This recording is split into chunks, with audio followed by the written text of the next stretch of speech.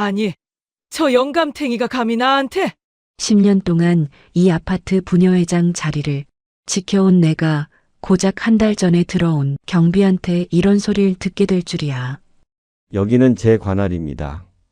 저 무뚝뚝한 얼굴 좀 보세요. 내가 누군지 알기나 한지. 오늘 이 이야기 끝까지 들어보시면 아실 거예요. 사람 인연이라는 게 참 묘하다는 걸요. 저 영감이 왜 그렇게 까칠하게 굴었는지, 대체 무슨 사정이 있었던 건지 궁금하시다면 구독과 좋아요로 함께 해주세요. 지금 어느 곳에서 듣고 계신지 댓글로 남겨주시면 그곳의 건강과 행복이 넘쳐나길 마음 깊이 바라봅니다. 그럼 지금부터 이야기를 시작하겠습니다.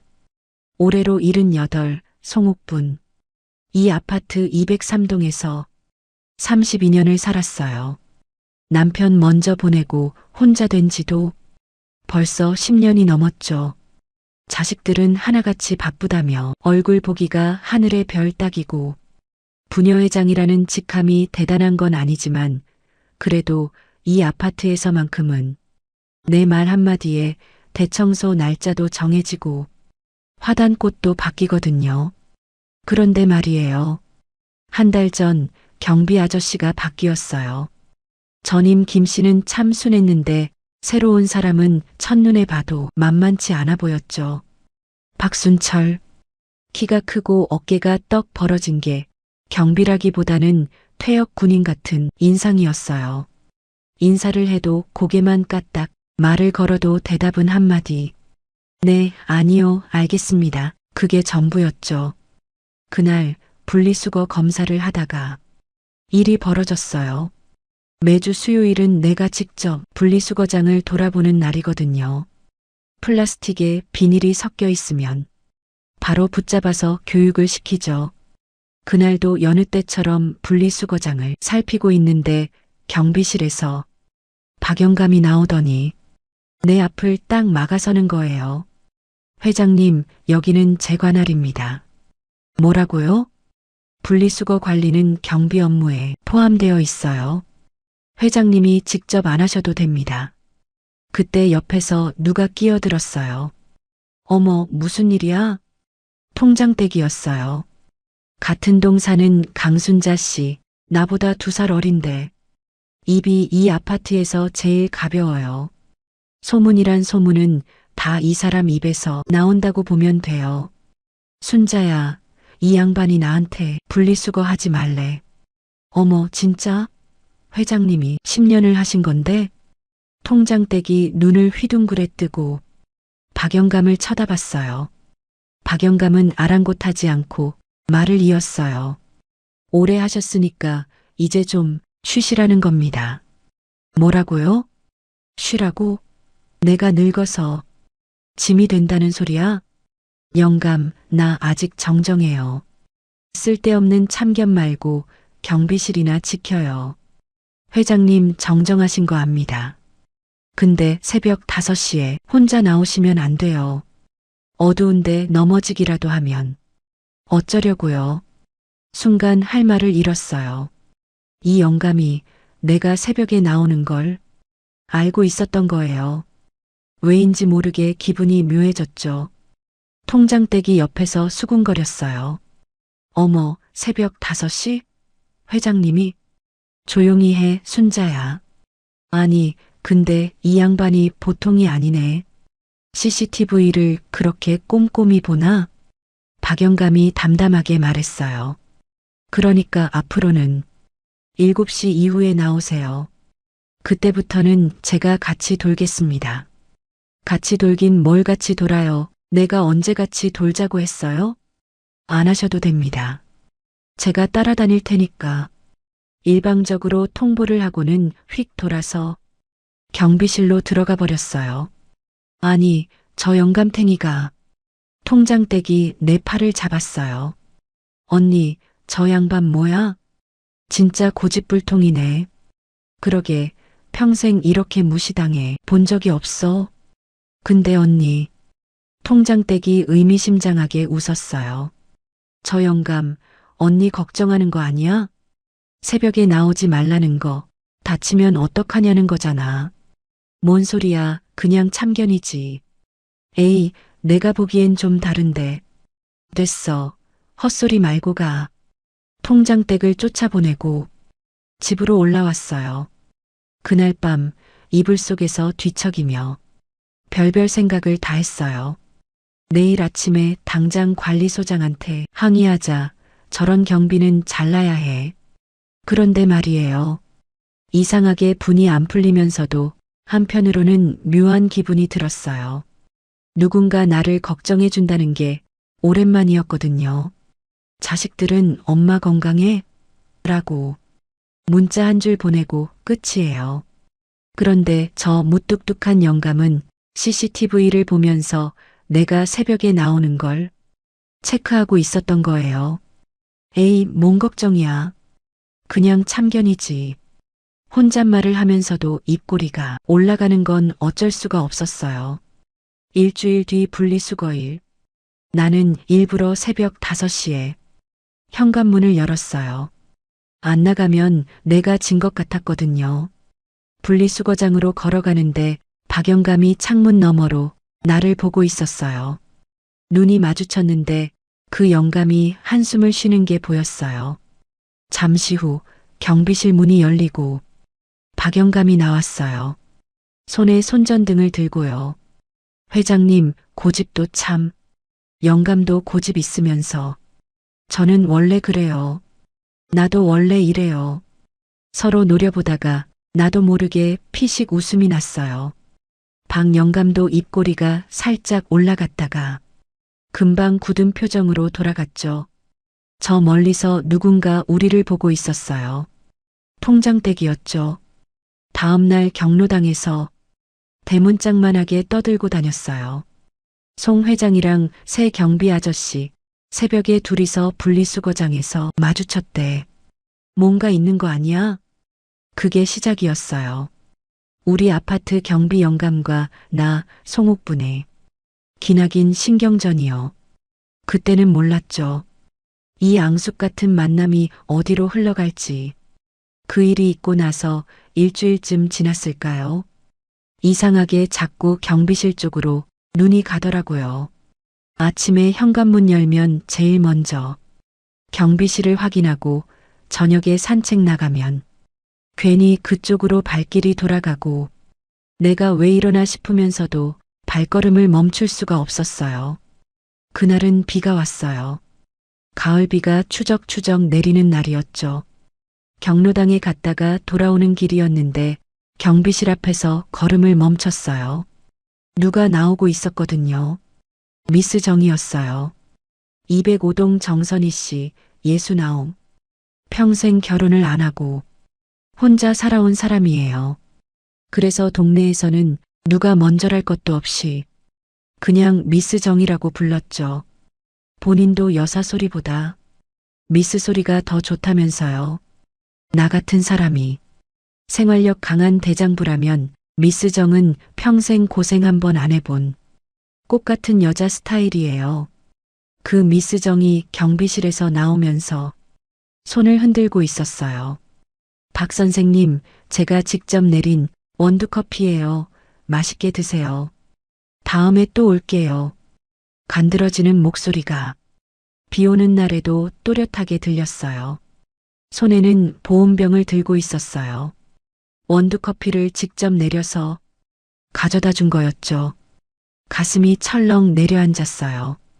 뭐야, 저 여우 같은 게 벌써 선수를 쳤네.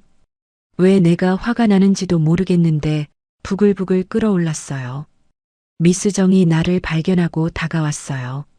어머, 송 회장님. 비 오는데 어딜 다녀오세요? 경로당이요. 아이고, 고생이 많으시네. 저는 박 선생님한테 따뜻한 커피 한 잔 드리고 오는 길이에요. 일부러 강조하는 것 같았어요. 박 선생님이 커피를 참 좋아하시더라고요. 제가 내린 원두커피 향이 좋다고 하시던데.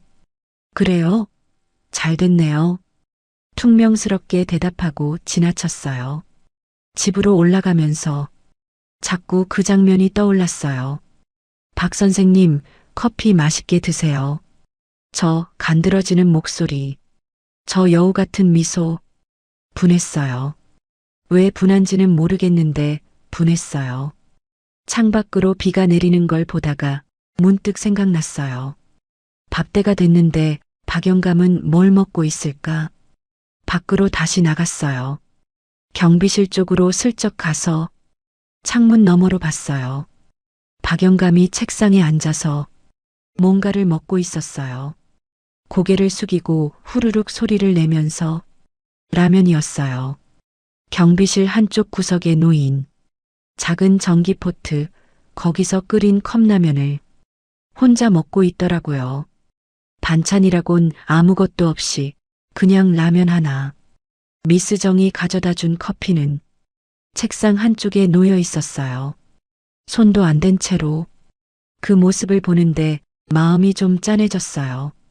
커피는 받아뒀지만 밥은 없는 거잖아요. 나도 혼자 밥 먹는 게 익숙하지만 그래도 집에서 먹잖아요. 밥솥에 밥 해놓고 냉장고에서 반찬 꺼내서 따뜻한 방에서 먹죠. 그런데 저 영감은 차가운 경비실에서 라면 하나로 끼니를 때우고 있었어요. 한참을 서서 쳐다보는데 박영감이 고개를 들었어요. 눈이 마주쳤죠. 나는 화들짝 놀라서 돌아섰어요. 집으로 뛰다시피 올라왔어요. 내가 왜 이래 정말. 그날 저녁 냉장고를 열어보니 파김치가 눈에 들어왔어요. 지난주에 담근 건데 혼자 먹기엔 양이 너무 많았거든요. 옆에는 멸치볶음도 있고 콩자반도 있었어요. 미스 정은 커피를 가져다 줬지. 근데 커피가 밥이야? 배고픈 사람한테는 밥이 먼저지. 나도 모르게 반찬통을 꺼내고 있었어요. 파김치에 멸치볶음, 콩자반까지 3개를 챙기고 나서야 정신이 들었죠. 내가 지금 뭘 하는 거야? 미스 정한테 지기 싫어서 그런 건가? 에이, 그냥 음식물 쓰레기로 버리면 환경에 안 좋잖아. 스스로에게 변명을 하면서 비닐봉지에 반찬통을 담았어요. 밤 10시가 넘어서 경비실 쪽으로 걸어가는데 아무도 없었어요. 나는 경비실 문 앞에 비닐봉지를 슬쩍 내려놓았어요. 그냥 놓고 오는 거야. 누가 준 건지 모르게. 돌아서서 걸어가는데 등 뒤에서 소리가 났어요. 회장님, 심장이 철렁했어요. 들켰구나. 이 시간에 뭐 하세요? 돌아보니 박영감이 서 있었어요. 손에 비닐봉지를 들고요. 그건 이거 회장님이 두고 간 거예요? 아니에요, 그게. 너무 급하게 부정했더니 오히려 더 수상해 보였을 거예요. 박영감이 봉지를 열어보더니 반찬통들을 하나씩 꺼냈어요. 파김치, 멸치볶음, 콩자반. 그러니까 그게 버리기 아까워서 그런 거예요. 혼자 살면 반찬이 맨날 남잖아요. 변명을 하면 할수록 더 궁색해지는 기분이었죠. 박영감이 한참 나를 쳐다보더니 입을 열었어요. 고맙습니다. 예상 못한 말이었어요. 오랜만에 집밥 반찬 먹어보네요. 그 말에 가슴이 뭉클했어요. 집밥 반찬이라니. 미스 정 커피는 손도 안 대더니 내 반찬은 집밥 반찬이래. 맛없으면 버려요. 맛없을 리가요. 회장님이 만드신 건데. 내가 만든 건지 어떻게 알아요? 그냥 다 알아요. 나도 모르게 피식 웃음이 났어요. 내일 아침에 통 돌려줄게요. 됐어요. 안 돌려줘도 돼요. 그래도 박영감이 반찬통을 들고 경비실 안으로 들어갔어요. 문을 닫기 전에 돌아보더니 한마디 했죠. 회장님, 조심해서 들어가세요. 밤이 차요. 그 말 한마디가 오래 남았어요. 집으로 돌아와서도 계속 귓가에 맴돌았죠. 다음 날 아침 현관문 앞에 반찬통 3개가 놓여 있었어요. 깨끗이 씻어서. 그런데 통 안에 뭔가 들어 있었어요. 알록달록한 사탕 몇 개. 그 위에 쪽지가 하나 붙어 있었어요. 파김치가 제일 맛있었습니다. 감사히 잘 먹었습니다. 박순철. 그 쪽지를 한참 들여다봤어요. 글씨가 어찌나 반듯한지 성격이 그대로 보이더라고요. 에이, 뭘 이런 걸 다 쓰고 그래. 투덜거리면서도 그 쪽지를 버리지 못했어요. 서랍 속에 넣어뒀죠. 미스 정 커피는 안 마시고 내 파김치는 제일 맛있다고 했어. 그 생각에 자꾸 웃음이 났어요. 그 일이 있고 나서 며칠 뒤였어요. 화장실 전등이 나갔어요. 깜빡깜빡하더니 결국 안 켜지더라고요. 예전 같으면 남편이 뚝딱 갈아줬을 텐데 혼자 된 뒤로는 이런 게 제일 곤란해요. 큰아들한테 전화했어요. 엄마, 나 지금 회의 중이야. 나중에 전화할게. 뚝. 둘째 딸한테 전화했어요. 엄마, 나 애들 학원 데리러 가는 중이야. 주말에 갈게. 뚝. 한숨이 절로 나왔어요. 전등 하나 갈아줄 사람이 없다는 게 그렇게 서럽더라고요. 그때 초인종이 울렸어요. 인터폰을 보니까 통장댁이었어요. 언니, 나야 나. 통장댁이 들어오자 나는 한바탕 하소연을 시작했어요. 화장실 불 나갔는데 자식들한테 전화했는데 다들 바쁘대. 아이고, 그럼 박영감한테 부탁해봐. 박영감? 경비실 그 양반 있잖아. 손재주가 보통이 아니래. 지난주에 701호 수도꼭지 고쳐줬는데 기사 부른 것보다 낫대. 통장댁이 내 손을 잡아 끌었어요. 가자, 내가 같이 가줄게. 끌려가다시피 경비실 앞에 도착했어요. 그런데 이게 뭐예요? 경비실 안에 박영감 말고 다른 사람이 있었어요. 미스 정이었어요. 오늘도 보랏빛 양산에 꽃무늬 스카프를 두르고 은은한 분 냄새를 풍기고 있었죠. 그 미스 정이 박영감 옆에 딱 붙어서 커피를 따라주고 있었어요. 어머나, 박 선생님. 오늘 얼굴이 참 좋아 보이세요. 목소리가 어찌나 간드러지는지. 박 선생님은 눈매가 참 깊으셔. 젊었을 때 여자 여럿 울리셨겠다. 일하는 중입니다. 박영감이 퉁명스럽게 한마디 했는데 미스 정은 아랑곳하지 않고 계속 떠들었어요. 저번에 커피 들고 나오더니 이번엔 아예 경비실 안에 들어앉아 있네. 얼굴이 화끈거리면서 뭔가가 치밀어 올랐어요. 통장댁이 내 표정을 보더니 킥킥 웃었어요. 언니, 왜 그래? 얼굴이 빨개졌어. 뭐가 빨개? 더워서 그래. 나는 성큼성큼 경비실 문을 열고 들어갔어요. 박영감, 나 전등 좀 고쳐줘요. 미스 정이 돌아보더니 눈을 치켜떴어요. 어머, 송 회장님. 저 먼저 와 있었는데요. 전등 나간 건 급한 거예요. 미스 정은 무슨 일인데요? 저는 그냥 커피 드리러. 커피는 나중에 드려도 되잖아요. 나는 지금 화장실을 못 쓰고 있다고요. 말이 좀 세게 나갔어요. 미스 정이 눈을 동그랗게 뜨더니 한마디 했어요. 어머나, 회장님은 왜 그렇게 무섭게 말씀하셔. 우리 박 선생님 무안하시겠다. 우리 박 선생님? 뒷목이 잡혔어요. 미스 정이 입술을 삐죽거리며 물러났어요. 그럼 저는 다음에 올게요. 박 선생님. 경비실을 나가면서 나를 흘겨봤어요. 나도 지지 않고 쳐다봤죠. 통장댁이 뒤에서 입을 막고 웃고 있었어요. 박영감이 공구 가방을 들고 일어섰어요. 어디에요? 우리 집이요. 1500이요. 집으로 올라가는 엘리베이터 안에서 통장댁이 속삭였어요. 언니, 완전 질투했잖아. 뭔 소리야, 질투는 무슨. 다 알면서, 에이. 얼굴이 화끈거렸어요. 박영감이 화장실로 들어가서 전등을 살폈어요. 공구 가방에서 새 전등을 꺼내더니 의자도 없이 손을 뻗어서 기존 등을 빼기 시작했어요. 나는 화장실 문 앞에 서서 그 모습을 지켜봤어요. 통장떼기 옆에서 또 킥킥거렸어요. 언니, 박영감 어깨 좀 봐. 넓다 넓어. 시끄러워. 딸깍.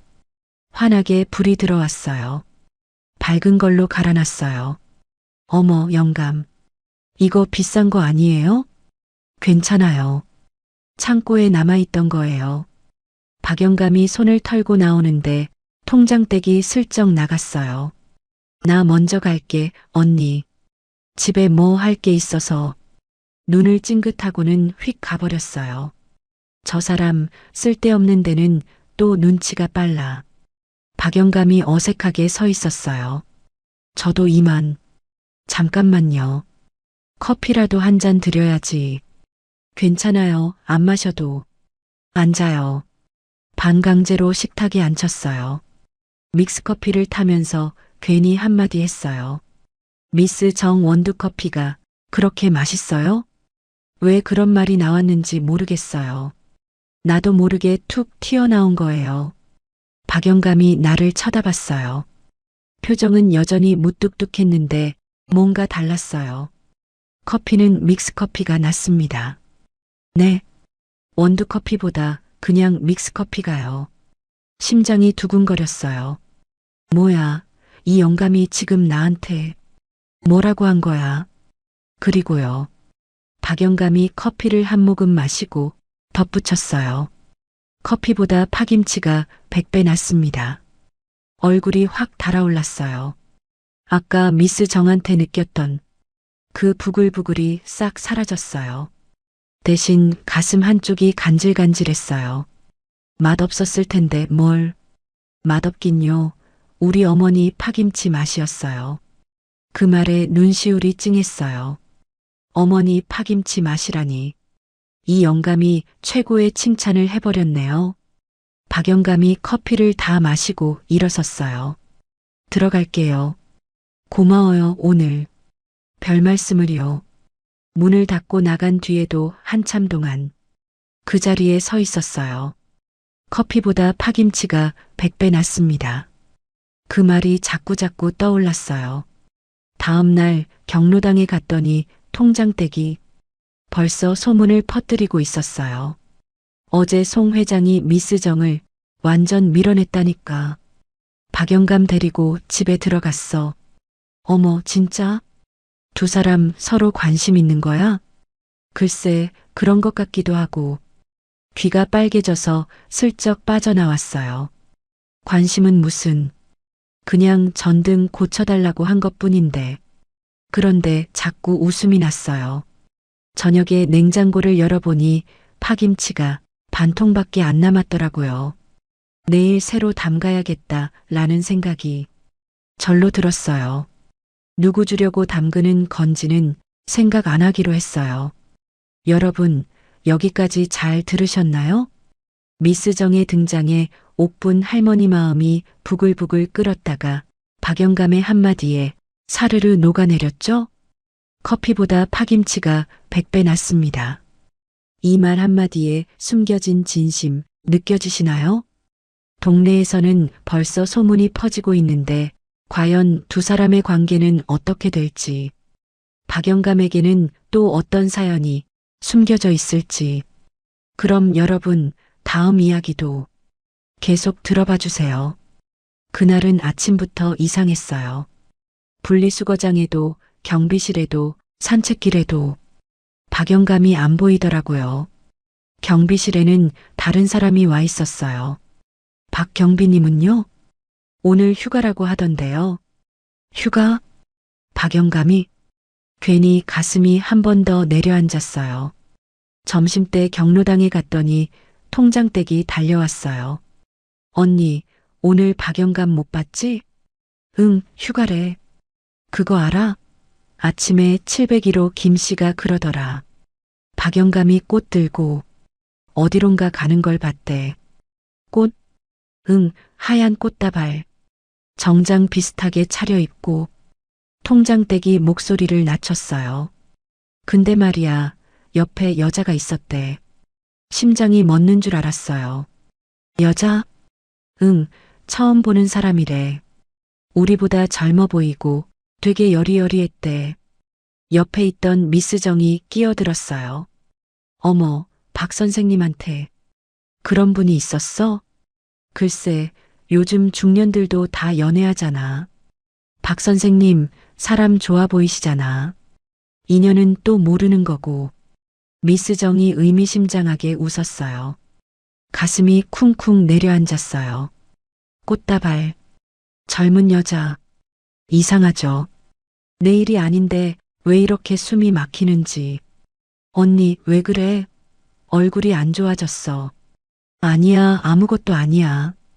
경로당을 나와서 집으로 걸어오는데 자꾸 그 말이 맴돌았어요. 우리보다 젊고 여리여리한 여자. 괜히 내 손을 내려다봤어요. 빗자루 잡느라 거칠어진 손.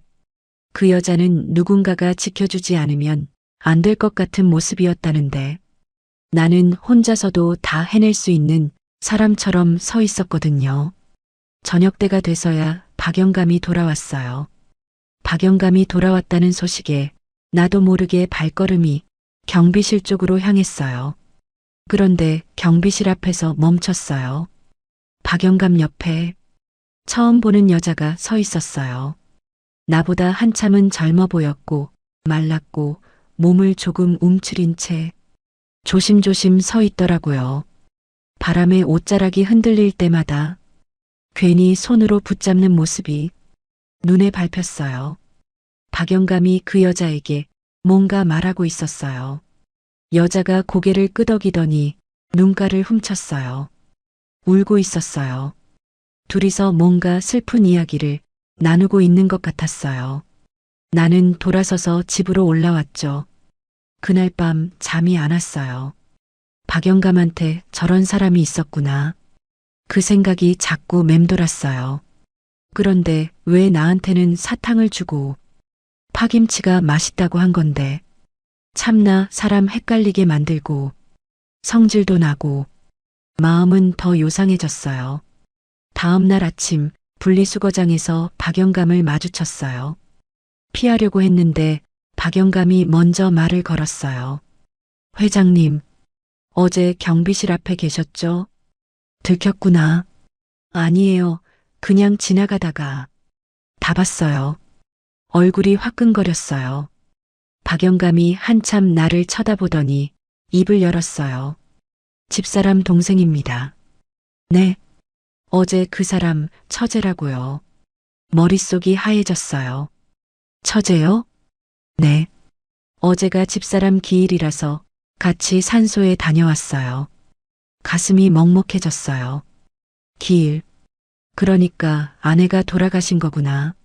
나는 아무 말도 할 수 없었어요. 오래됐어요? 7년요. 암이었어요. 발견했을 땐 이미 늦었더라고요. 박영감이 주머니에서 뭔가를 꺼냈어요. 젊은 시절 사진이었어요. 군복을 입은 박영감 옆에 노란 원피스를 입은 여자가 웃고 있었죠. 예쁘셨네요. 그렇죠? 동네에서 제일 예뻤어요. 박영감의 입가에 희미한 미소가 번졌어요. 쓸쓸하면서도 따뜻한 미소였어요. 이 손수건 있죠? 박영감이 손목에 묶인 노란 손수건을 보여줬어요. 집사람이 군대 면회 올 때 준 거예요. 그때 받은 걸 아직도요? 그날 도시락을 싸왔는데 밥 먹고 나서 제 손을 닦아줬어요. 이 손수건으로. 박영감이 손수건을 한참 들여다봤어요. 군대 밥이 맛이 없다고 집에서 해온 거라고. 김밥이랑 계란말이랑 다 식었는데도 그렇게 맛있을 수가 없었어요. 눈시울이 찡해졌어요. 손 닦아주면서 그러더라고요. 당신 손이 이렇게 거칠어졌네 하면서 박영감의 목소리가 떨렸어요. 그 손수건 버리면 진짜 보내는 것 같아서 아직도 못 버리겠더라고요. 나는 아무 말도 할 수 없었어요. 나도 남편 보내고 그랬으니까. 유품 하나 버리는 게 얼마나 힘든지 나도 아니까. 처제분이랑 둘이서 다녀오신 거예요? 아들이 있긴 한데. 바빠서요. 처제가 그나마 같이 가주더라고요. 그 바빠서라는 말이 가슴에 박혔어요. 나도 자식들한테 맨날 듣는 말이니까. 우리 처지가 비슷하네요. 그런가요? 나도 혼자 된 지 10년 넘었어요. 자식들은 바쁘고 박영감이 나를 쳐다봤어요. 처음으로 제대로 눈이 마주친 것 같았어요. 회장님도 힘드셨겠네요. 뭐, 그냥 사는 거죠. 그래요. 그냥 사는 거죠. 둘이 마주보며 씁쓸하게 웃었어요. 같은 처지라는 게 위로가 되기도 하고 슬프기도 했어요. 돌아서서 걸어가는데 박영감이 뒤에서 말했어요. 회장님, 네. 어제 경비실 앞에서 그냥 돌아가셨잖아요. 왜 안 들어오셨어요? 대답할 수 없었어요. 질투했다고 말할 수는 없잖아요. 그냥요. 박영감이 피식 웃었어요. 알겠습니다. 그 웃음이 무슨 뜻인지 모르겠어요. 아는 건지 모르는 건지. 집으로 올라오면서 생각했어요. 무뚝뚝하고 까칠하기만 한 줄 알았는데 이 영감도 외로웠던 거예요. 나처럼. 그래서인지 그날 밤은 유난히 잠이 오지 않았어요. 오늘은 부녀의 대청소 날이었어요. 1년에 2번 온 동네 사람들이 총출동해서 아파트 단지를 싹 쓸어내는 날이죠. 나는 부녀회장으로서 빗자루를 들고 진두지휘를 했어요. 거기 낙엽 더 쓸어요. 화단 옆에 담배꽁초 누가 버린 거야. 목소리가 쩌렁쩌렁 울려 퍼졌죠. 그런데 말이에요. 한쪽에서 신경 쓰이는 광경이 펼쳐지고 있었어요. 미스 정이었어요. 오늘따라 화사한 꽃무늬 원피스를 입고 나타나더니 하필이면 박영감 옆에서 빗자루질을 하고 있는 거예요. 어머나, 박 선생님 땀이 나시네. 제가 닦아드릴까요? 손수건을 꺼내 들고 박영감 얼굴에 갖다 대려는 신용을 했어요. 박영감이 한 발 물러서며 말했죠. 괜찮습니다. 그래도 미스 정은 물러서지 않았어요. 에이, 쑥스러워하시긴. 다들 보는 데서 그러시면 제가 더 민망하잖아요. 뭘 민망해, 네가 들이대는 건데. 속에서 불이 났어요. 통장댁이 내 옆으로 다가와 속삭였어요. 언니, 저것 좀 봐. 미스 정 오늘 작정하고 왔나 봐. 뭘 작정해, 청소하러 온 거지. 에이, 청소하러 저렇게 차려입어? 완전 놀러 나온 거잖아. 이를 악물었어요. 부녀회장인 내가 이렇게 한가하게 서 있을 때가 아니지. 나 저쪽 가서 쓰레기 봉투 정리할게. 큰 쓰레기 봉투가 쌓여 있는 곳으로 성큼성큼 걸어갔어요. 묵직한 봉투를 양손에 하나씩 들었어요. 무거웠지만 못 들 정도는 아니었어요. 아직 나도 힘 있다고. 계단 쪽으로 걸어가는데 저 멀리서 미스 정의 웃음소리가 들렸어요. 호호호, 박 선생님. 아이고, 저 여우 같은 것. 화가 나서 발걸음이 빨라졌어요. 계단을 내려가려는데 그만 발을 헛디뎠어요. 아! 손에 든 봉투가 떨어지고 나는 엉덩방아를 쾅 찧었어요. 아이고! 발목이 욱신거렸어요. 일어나려고 했는데 다리에 힘이 안 들어갔어요. 순식간에 주변이 조용해졌어요. 어머, 회장님. 통장댁이 비명을 지르며 달려왔어요. 주민들이 우르르 몰려들었어요. 괜찮아요, 괜찮아. 사실 괜찮지 않았어요. 발목이 점점 더 아파지고 창피했어요. 사람들 앞에서 이렇게 나동그라져 있으려니 얼굴이 화끈거렸어요. 그때였어요. 사람들 사이로 누군가가 뛰어왔어요. 빗자루를 던져버리고 전력 질주로 달려오는 사람. 박영감이었어요. 비켜요. 사람들을 해치고 내 앞에 섰어요. 그리고는 내 앞에 등을 내밀었어요. 뭐해요? 얼른 엎혀요. 사람들이 보잖아요. 그래서요? 박영감이 고개를 돌려 나를 봤어요. 눈빛이 단호했어요. 빨리요. 주변에서 수군거리는 소리가 들렸어요. 어머, 저것 봐. 경비 아저씨가 회장님을. 창피했지만 발목이 너무 아팠어요. 결국 박영감의 등에 엎였죠. 넓은 등이었어요. 땀 냄새가 났지만 따뜻했어요. 수십 년 만에 느껴보는 남자의 등이었죠. 남편 등에 엎인 게 언제였더라. 아이들 어렸을 때 발목 삐어서 한 번 엎였던 것 같은데 그게 마지막이었어요. 심장이 쿵쾅거렸어요. 박영감 심장 소리인지 내 심장 소리인지 구분이 안 됐어요. 무거워서 어떡해요. 내가 중얼거렸어요. 박영감이 묵묵히 걷다가 툭 내뱉었어요. 나이값 못하게 왜 이렇게 가벼워요. 속상하게. 가슴이 철렁했어요. 뭐야, 이 영감이 지금 나보고. 밥을 제대로 드셔야죠. 혼자 산다고 대충 먹으면 안 돼요. 목소리가 낮고 떨렸어요.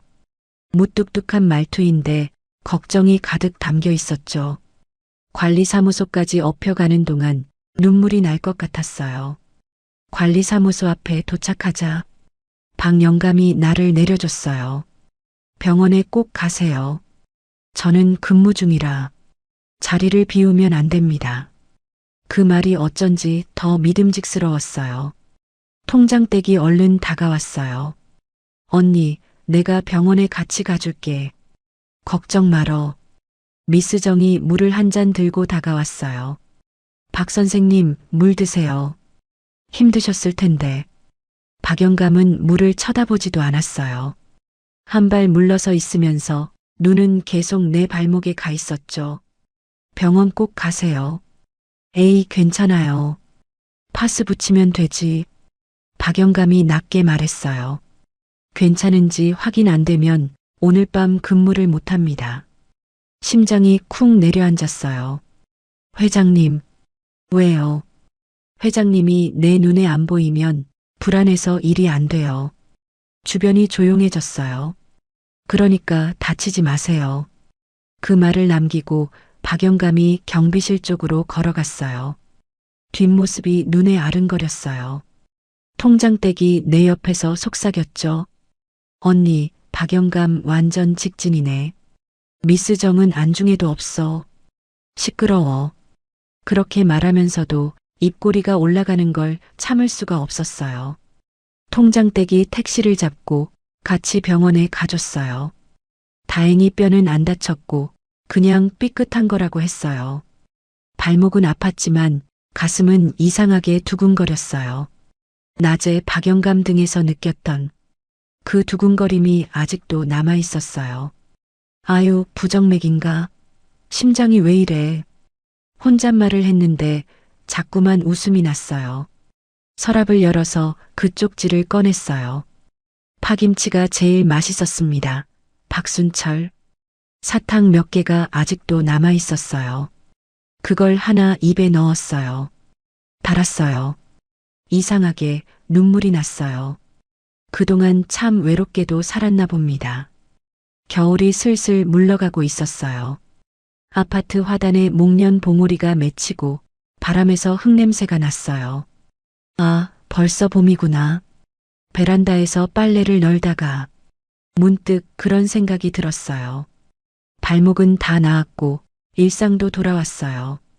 박영감과 마주치면 고개를 까딱 인사하고 가끔 몇 마디 나누고 그게 전부였지만 그것만으로도 하루가 괜찮았어요. 그날 오후 통장댁이 찾아왔어요. 평소와 달리 얼굴이 심각했죠. 언니 나야. 왜 무슨 일 있어? 통장댁이 한참을 뜸을 들이더니 말했어요. 박영감님 말이야. 이번 달까지만 하고 그만둔다더라. 심장이 쿵 내려앉았어요. 뭐라고? 관리소장한테 들었어. 이번 달 말일까지만 하고 나간대. 왜? 어디로 가는데? 그건 나도 몰라. 그냥 그만둔다고만 했대. 통장댁이 돌아간 뒤에도 한참을 멍하니 서 있었어요. 그만둔다고? 왜? 아무 말도 없이? 가슴이 답답했어요. 화가 나는 건지 서운한 건지 슬픈 건지 모르겠어요. 며칠 뒤 아파트 산책길에서 박영감을 마주쳤어요. 평소처럼 고개를 까딱 인사했어요. 나는 묻고 싶은 말이 100개쯤 있었어요. 왜 그만둬요? 어디로 가요? 나한테 왜 말 안 했어요? 그런데 입이 안 떨어졌어요. 영감, 짐 싼다면서요? 결국 튀어나온 건 퉁명스러운 말이었어요. 네. 가거나 말거나 상관없는데 분리수거함 청소는 다 해놓고 가요. 알겠습니다. 박영감이 돌아섰어요. 그 뒷모습이 유난히 멀게 느껴졌어요. 아무 말도 못한 자신에게 화가 났죠. 집에 돌아와서 혼자 투덜거렸어요. 뭐 가겠다는데 어쩔 건데. 붙잡을 것도 아니고. 그런데 자꾸 눈물이 났어요. 그 영감이 없는 아파트를 생각하니까 갑자기 모든 게 허전해졌어요. 마지막 날 아침이었어요. 새벽부터 잠이 안 와서 결국 일어나 부엌에 섰어요. 밥을 했어요.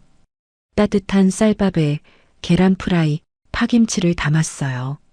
도시락을 싸면서 생각했어요. 이게 뭐 하는 짓인지. 마지막이라도 따뜻한 밥 한 끼 먹여보내고 싶은데. 경비실로 내려갔어요. 빠른 걸음으로. 그런데 경비실 문이 열려 있었죠.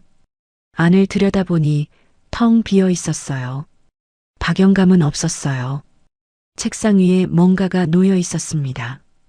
예전에 빌려줬던 반찬통들이 깨끗이 씻겨서 포개져 있었어요. 그 옆에 믹스커피 몇 봉지, 그리고 접힌 편지 한 장. 손이 떨렸어요. 편지를 펼치자. 회장님, 경비일은 여기까지 하려 합니다. 다만 다음에 뵐 땐 경비가 아니라 박순철로 인사드리고 싶습니다. 편지 위로 눈물이 툭 떨어졌어요. 말도 없이 그냥 가버린 거야? 그런데 이게 뭐야?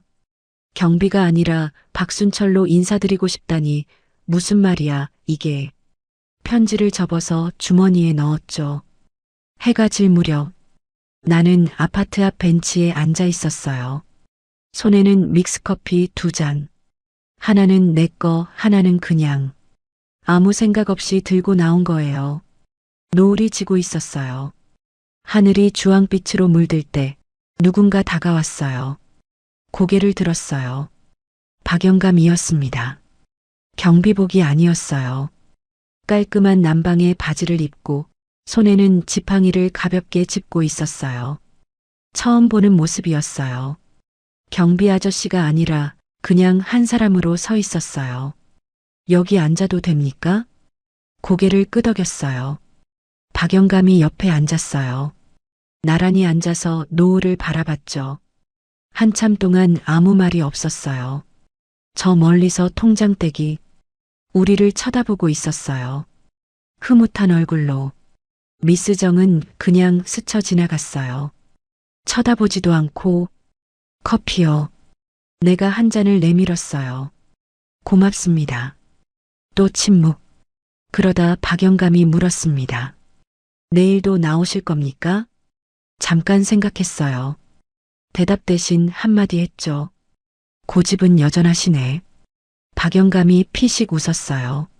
나도 웃었죠. 둘이 나란히 벤치에 앉아 있었어요. 말도 거의 안 했습니다. 그냥 같은 방향을 보고 있었어요. 노을이 천천히 내려앉았고 봄바람이 불었어요. 봄이 오면 꽃이 피는 줄만 알았는데 사람 마음도 다시 피는 게 있나 봐요. 이 나이에 이렇게 또. 여러분, 오늘 이야기 어떠셨어요?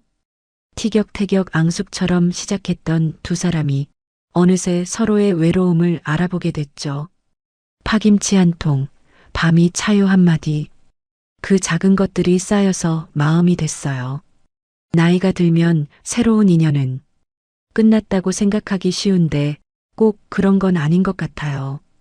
봄이 되면 꽃이 피듯이 사람 마음에도 다시 봄이 올 수 있으니까요. 여러분께도 따뜻한 봄바람 같은 인연이 찾아오길 바랍니다. 여기까지 들어주셔서 고맙습니다. 오늘 이야기가 마음에 남으셨다면 구독과 좋아요로 함께 해주세요. 하늘이 무너지는 것 같았어요. 억수 같은 폭우가 쏟아지던 밤, 한 여인은 장독대 사이에서 이상한 소리를 들었습니다. 손전등을 비추는 순간 심장이 멎는 줄 알았어요. 옹기 뒤에 웅크린 건 비에 흠뻑 젖은 채 파들파들 떨고 있는 꼬마아이였습니다. 저 좀 숨겨주세요. 그 작은 입술이 내뱉은 한마디가 그녀의 고요했던 삶을 송두리째 뒤흔들어 놓게 됩니다. 저 아이에게 대체 어떤 일이 벌어진 건지 궁금하시다면 구독과 좋아요로 함께 해주세요. 어느 곳에서 듣고 계신지 댓글 남겨주시면 그곳에 건강과 평안이 가득하길 마음 깊이 바라봅니다. 그럼 지금부터 이야기를 시작하겠습니다. 울산 울주군의 어느 작은 마을, 그 중에서도 가장 깊숙한 산자락에 강서희의 집이 있었어요. 마을 사람들은 그 집을 장독대 집이라 불렀습니다. 100개가 넘는 장독대가 마당을 가득 메우고 있었거든요.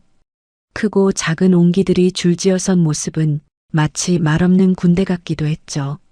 서희가 이 마을에 들어온 건 10년 전이었어요. 아무런 연고도 없이 낡은 트럭 한 대에 짐을 싣고 호련히 나타났습니다. 마을 사람들이 이것저것 물어봐도 그녀는 웃기만 했어요. 어디서 왔는지, 왜 이런 외진 곳에 자리를 잡았는지 아무것도 말하지 않았죠. 처음엔 수군거림도 많았지만 세월이 흐르자 서희는 그저 옹기를 굽고 장을 담그는 장독대 집 노처녀로 불리게 됐을 뿐이었어요. 37, 혼자 사는 여자. 마을 안악들이 선을 봐주겠다고 해도 고개를 저었고 사람들은 그녀가 세상과 담을 쌓았다고 생각했죠. 하지만 서희에게 장독대는 단순한 생계수단이 아니었어요. 그건 일종의 은신처였습니다. 세상으로부터 자신을 숨기는 100개의 파수꾼 같은 것이었죠. 그날 밤도 서희는 여느 때처럼 장독대를 돌아보고 있었어요. 장마철이라 습기가 걱정이었거든요. 뚜껑을 하나하나 확인하며 돌아다니는데 갑자기 하늘이 무너지듯 비가 쏟아지기 시작했습니다. 서희는 서둘러 처마 밑으로 뛰어들었어요. 빗줄기가 어찌나 거센지 앞이 보이지 않을 정도였죠. 그때였습니다. 스르륵. 장독대 사이에서 무언가 움직이는 소리가 들렸어요. 서희는 귀를 기울였습니다.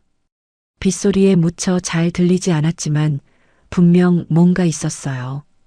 고양이인가? 손전등을 집어들고 조심스럽게 다가갔습니다.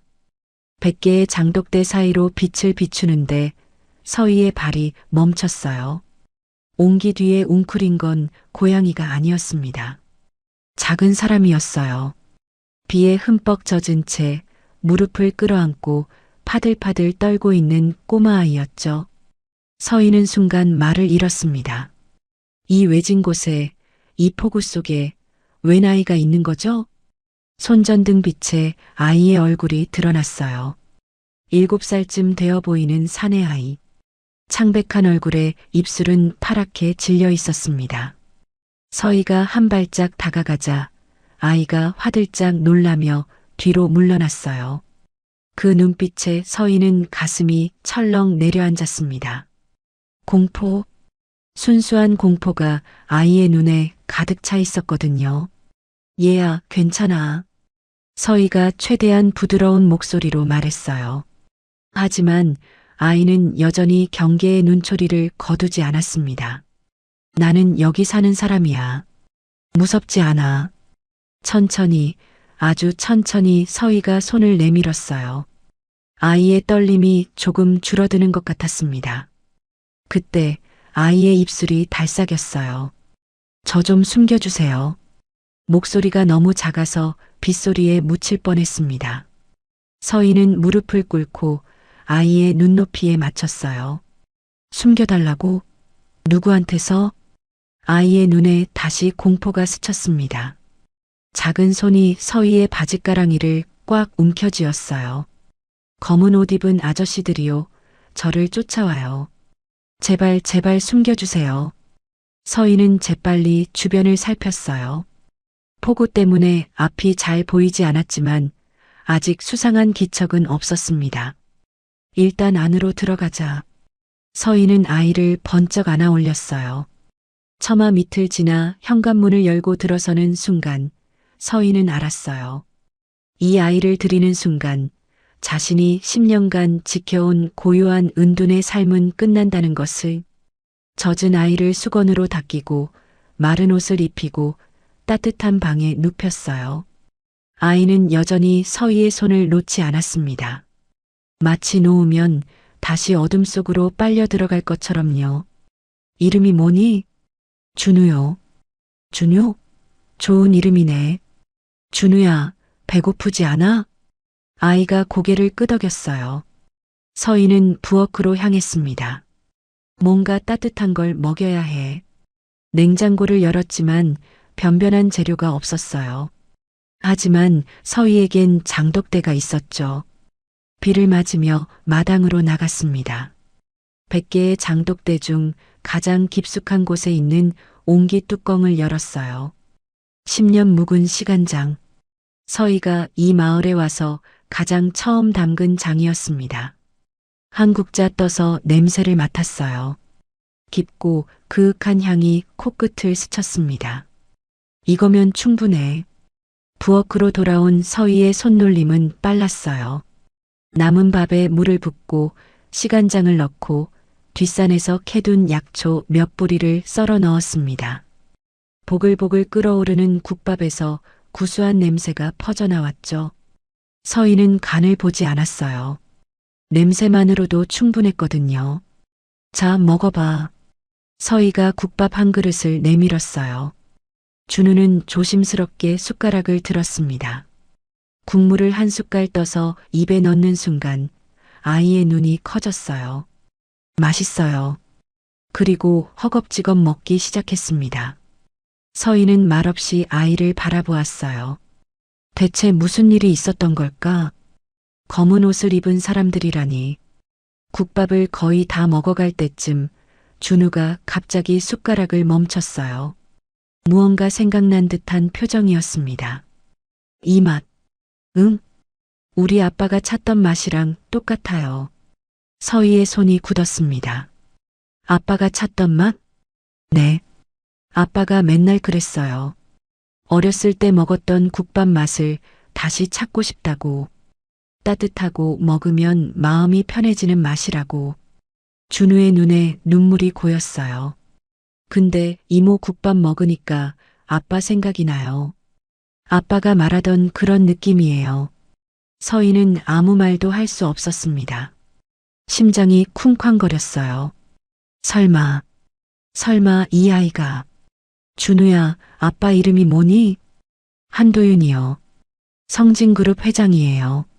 순간 서희의 얼굴에서 핏기가 사라졌습니다. 성진그룹.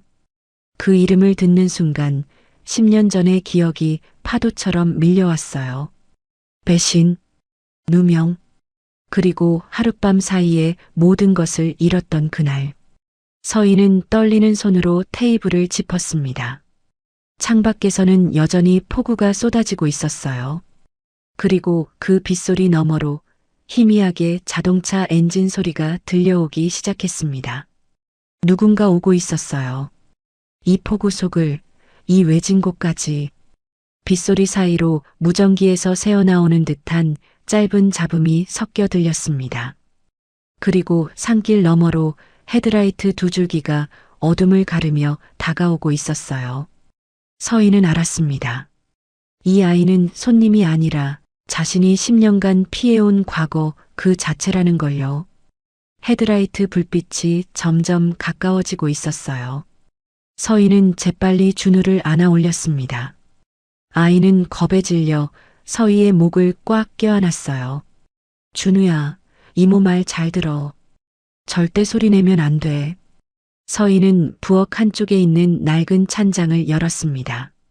안에는 장독대용 옹기들이 빼곡했지만 그 뒤로 사람 하나 숨을 만한 공간이 있었어요. 서희가 이 집에 들어온 뒤 직접 만들어둔 비밀 공간이었죠. 여기 들어가 있어. 무슨 소리가 나도 절대 나오면 안 돼. 알았지? 준우의 눈에 눈물이 그렁그렁 맺혔습니다. 하지만 아이는 고개를 끄덕이며 찬장 속으로 몸을 웅크렸어요. 서희가 찬장 문을 닫는 순간 마당에서 차 문 닫히는 소리가 들렸습니다. 쾅, 쾅. 거친 발소리가 다가왔어요. 서희는 천천히 숨을 고르며 현관으로 향했습니다. 문을 열기도 전에 밖에서 고함이 터져 나왔어요. 문 열어. 서희는 일부러 천천히 문을 열었습니다. 처마 밑에 검은 양복 차림의 사내 3명이 서 있었어요. 폭우에 흠뻑 젖었지만 그들의 눈빛은 차갑게 빛나고 있었죠. 무슨 일이신가요? 이 밤중에 서희의 목소리는 담담했습니다. 마치 아무것도 모르는 사람처럼. 사내들 중 가장 덩치가 큰 자가 앞으로 나섰어요. 이마에 흉터가 있는 험상궂은 얼굴이었습니다. 아이 하나 못 봤소? 7살짜리 사내에. 아이요? 이 동네에 아이가 어디 있다고. 서희는 고개를 갸웃거렸어요. 흉터 사내의 눈이 가늘어졌습니다. 거짓말하지 마시오. 이 근처에서 목격됐어. 목격이요? 누가요? 이 폭우에 돌아다니는 사람이 있었나 보네. 서희의 태연한 태도에 사내들이 서로 눈짓을 주고받았어요.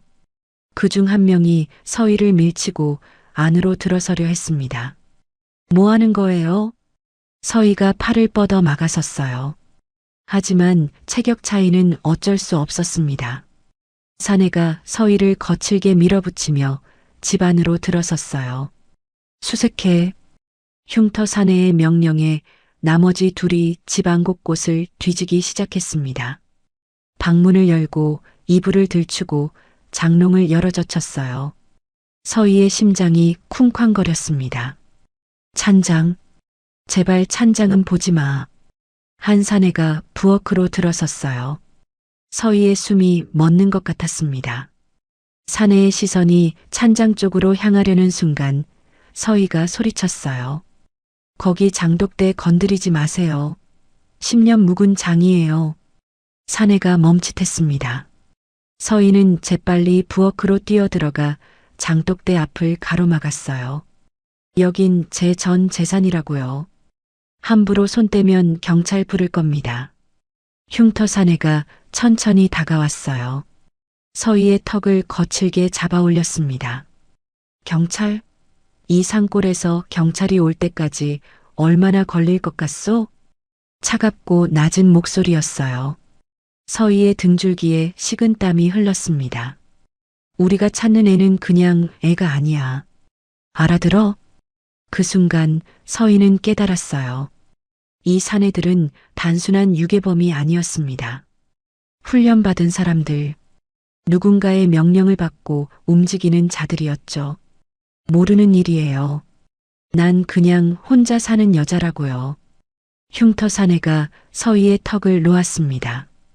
그리고 주변을 천천히 둘러보았어요. 사내가 코웃음을 쳤어요. 그리고 부하들에게 손짓했습니다. 철수해. 여긴 아닌 것 같다. 서희는 안도의 한숨을 삼켰어요. 사내들이 현관을 나서려는 순간 흉터 사내가 돌아섰습니다. 근데 아까 좀 이상하더라고. 네.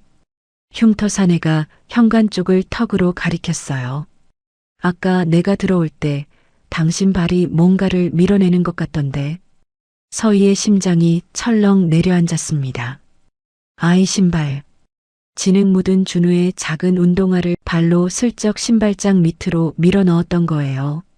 설마 그걸 봤단 말이야? 뭘 숨긴 거요? 사내가 한 발짝 다가왔어요. 서희는 이를 악물었습니다. 숨긴 거 없어요. 제 실내화가 굴러다녀서 밀어 넣은 것 뿐이에요. 실내화? 네. 확인해 보시든가요. 서희가 담담하게 받아쳤어요. 사내의 눈이 가늘어졌습니다. 신발장 밑을 확인하려면 몸을 숙여야 했고 이 폭우에 젖은 바닥에 무릎 꿇기는 싫었던 거죠. 됐소. 사내의 눈이 서희를 뚫어지게 쳐다보았어요. 다시 올 거요. 그때까지 기억나는 거 있으면 연락하시오. 사내가 명함 한 장을 서희의 손에 쥐어줬어요. 아무런 직함도 없이 전화번호만 적힌 명함이었습니다. 사내들이 떠나고 차 엔진 소리가 멀어져 갔어요. 서희는 그제야 주저앉았습니다. 다리에 힘이 풀렸거든요. 찬장 문을 열자 준우가 눈물범벅이 된 얼굴로 웅크리고 있었어요. 서희는 아이를 꺼내 꼭 안아주었습니다. 잘했어, 준우야. 잘 참았어. 이모 무서웠어요. 알아. 이제 괜찮아. 하지만 서희는 알았어요. 괜찮지 않다는 걸. 저들은 반드시 다시 올 거라는 걸. 다음 날 아침 서희는 마을 이장을 찾아갔습니다. 70 넘은 노인이었지만 이 마을에서 가장 신뢰받는 사람이었어요. 이장님, 어젯밤에 검은 차 보셨어요? 이장이 고개를 끄덕였어요. 맞제. 한밤중에 웬 차가 마을로 들어오더라. 혹시 뭐 아시는 거 없으세요? 저 사람들이 누군지. 이장의 얼굴이 어두워졌습니다. 서희야, 네 그 사람들한테 뭔 일 있었나? 서희는 잠시 망설였어요. 하지만 이장님은 믿을 수 있는 분이었습니다.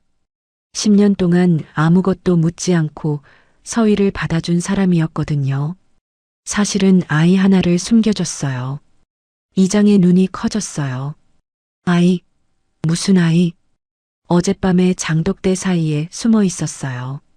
검은 옷 입은 사람들한테 쫓기고 있대요. 이장이 한숨을 내쉬었습니다. 서희야, 네 그거 위험한 일 아이가. 알아요. 근데 그냥 내버려둘 수가 없었어요. 이장이 서희를 물끄러미 바라보았어요. 그리고 낮은 목소리로 말했습니다. 그 사람들 아까 읍내 쪽으로 갔더라. 근데 분명히 또 올 기다. 서희야, 조심해라. 서희는 고개를 숙여 인사했어요. 집으로 돌아오는 길 서희의 머릿속은 복잡했습니다. 성진그룹. 그 이름이 자꾸만 맴돌았어요. 10년 전 서희는 성진그룹 산하 최고급 한식당의 수석 주방장이었습니다. 27의 나이에 그 자리에 오른 건 천재라는 소리를 들을 만큼 대단한 일이었죠. 하지만 그 모든 게 하룻밤 사이에 무너졌어요. 누명, 배신, 그리고 영원히 요리를 하지 못하게 될 거라는 협박. 서희는 도망치듯 서울을 떠났습니다. 아무도 자신을 모르는 곳으로, 아무도 찾지 못할 곳으로. 그렇게 10년을 숨어 살았어요. 그런데 이제 그 성진그룹 회장의 아들이 자신의 장독대 밑에 숨어든 거예요. 운명이라고 해야 할까요? 아니면 저주라고 해야 할까요? 집에 도착하자 준우가 창가에 서서 서희를 기다리고 있었어요. 작은 손을 흔드는 아이의 모습에 서희의 마음이 아렸습니다. 저 아이도 쫓기고 있어. 나처럼. 서희는 결심했어요. 일단은 이 아이를 지켜야 한다고. 과거가 어떻든 지금 눈앞에 있는 건 겁에 질린 7살짜리 아이니까요. 하지만 서희는 몰랐습니다. 검은 양복의 사내들이 읍내에서 누군가와 통화하고 있다는 것을. 네, 아직 못 찾았습니다. 하지만 수상한 여자가 하나 있습니다. 전화기 너머로 차갑고 낮은 목소리가 흘러나왔어요. 이름이 뭐지? 강서희라고 합니다. 장독대 집에 혼자 사는 여자입니다.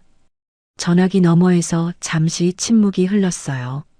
그리고 낮게 웃는 소리가 들렸습니다. 강서희? 그 서희가 거기 있었어? 흉터 사내의 눈이 번뜩였어요. 아십니까? 알고 말고.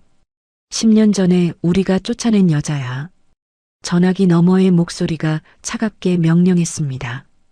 그 여자 절대 놓치지 마. 준우를 숨기고 있을 가능성이 높아. 전화가 끊겼어요. 흉터 사내에 입꼬리가 올라갔습니다. 10년 전에 쫓아낸 여자가 거기 숨어 있었어? 재밌게 됐네. 산 너머로 해가 떠오르고 있었어요. 하지만 서위의 하늘에는 먹구름이 몰려오고 있었습니다. 사흘이 지났어요. 서희는 준우를 데리고 숨죽이며 지냈습니다. 낮에는 준우를 집 안에만 있게 하고 밤에만 잠깐씩 마당에 나와 바람을 쐬게 했어요. 아이는 불안해했지만 서희의 말을 잘 따랐습니다. 하지만 평화는 오래가지 않았어요. 나흘째 되던 날 아침 마을 입구에 검은 승합차 세대가 들어섰습니다. 이번엔 3명이 아니었어요. 10명이 넘는 사내들이 차에서 내렸습니다. 흉터 사내가 선두에 서서 마을을 둘러보았어요. 그리고 확성기를 들어 올렸습니다. 마을 주민 여러분, 잠시 협조 부탁드립니다. 목소리는 정중했지만 그 뒤에 선 사내들의 눈빛은 차가웠어요. 마을 사람들이 하나둘 집 밖으로 나왔습니다. 우리는 실종된 아이를 찾고 있습니다. 7살 남자아이, 이름은 한준우. 사내가 준우의 사진을 꺼내 들었어요. 이 아이를 보신 분은 신고해 주십시오. 사례금으로 5천만 원을 드리겠습니다. 마을 사람들 사이에서 술렁임이 일었어요. 5천만 원. 이 작은 마을에서는 상상도 못할 큰 돈이었거든요. 서희는 창문 틈으로 그 광경을 지켜보았습니다. 손이 떨렸어요. 준우는 서희의 뒤에 숨어 옷자락을 꽉 움켜쥐고 있었죠. 이모, 저 아저씨들이에요. 저를 쫓던. 쉿, 조용히 해. 괜찮아. 하지만 괜찮지 않았습니다. 흉터 사내가 이장을 찾아갔어요. 서희의 심장이 쿵쾅거렸습니다. 이장님은 비밀을 지켜주실까? 한참을 대화하던 이장이 고개를 저었어요. 사내의 얼굴이 굳어졌습니다. 그리고 부하 한 명에게 뭔가를 지시했어요. 잠시 후 그 부하가 서류 뭉치를 들고 마을 사람들 앞에 섰습니다. 여러분께 한 가지 알려드릴 게 있습니다. 이 마을에 사는 강서희라는 여자 알고 계시죠? 마을 사람들이 고개를 끄덕였어요. 장독대 집 노처녀. 다들 아는 얼굴이었으니까요. 이 여자는 10년 전 서울의 한 고급 식당에서 손님 음식에 정체불명의 성분을 넣은 혐의로 쫓겨난 사람입니다. 순간 마을 전체가 조용해졌어요. 피해자는 중태에 빠졌고 이 여자는 조사도 받지 않은 채 도주했습니다. 서희의 눈앞이 캄캄해졌어요. 거짓말. 전부 거짓말이야. 하지만 그녀의 말을 10년 전에도 아무도 믿어주지 않았습니다. 마을 사람들의 눈빛이 달라지기 시작했어요. 수군거림이 퍼져나갔습니다. 음식에 뭘 탔다고? 아이고마, 그런 사람이었나? 그래서 요 처바퀴가 숨어 살았구마이. 서희는 창문에서 한 발짝 물러섰어요. 다리에 힘이 풀렸습니다. 10년간 쌓아온 모든 것이 무너지는 소리가 들리는 것 같았어요. 그날 오후 마을 사람들의 태도가 완전히 바뀌었습니다. 단골로 장을 사가던 아주머니가 서희의 집 앞을 지나치며 고개를 돌렸어요. 인사를 건네도 대답이 없었습니다. 아주머니, 이번 달 된장 가져가실. 됐다마. 인자 안 살 끼다. 차갑게 내뱉은 말에 서희는 할 말을 잃었어요. 저녁 무렵 이장이 찾아왔습니다. 서희는 문을 열며 한 줄기 희망을 품었어요. 이장님만은 자신을 믿어주실 거라고. 하지만 이장의 얼굴은 굳어 있었습니다. 서희야. 이장님, 그 사람들 말 다 거짓말이에요. 저는 그런 적 없어요. 알아. 네가 그럴 사람 아닌 거 나는 안다. 서희의 눈에 눈물이 고였어요. 이장이 한숨을 내쉬었습니다.